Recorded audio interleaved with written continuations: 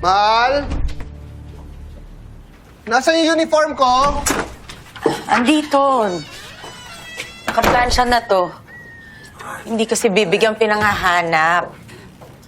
Oh, hindi ka ba magkakape? Ah, naku, hindi na. Sa presinto na lang. Nagmamadali ako eh. Lagi ka naman ganyan eh. Pagpapasok ka ng trabaho, nagmamadali ka. Pero pag uwi, hindi. Hindi ko na nga namalayan kung anong oras ka umuwi kagabi. Mahal, marami akong ginagawa sa opisina eh. Hindi naman kumuti yung trabaho mo eh. Miguel, nalulungkot din kasi ako.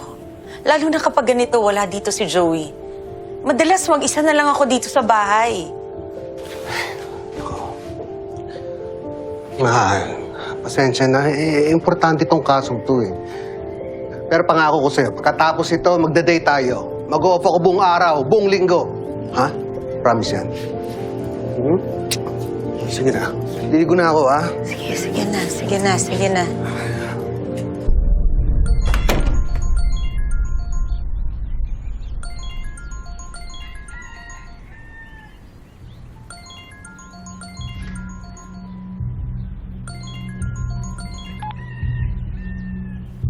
Hello? Magkita tayo sa apartment. Hihintayin kita.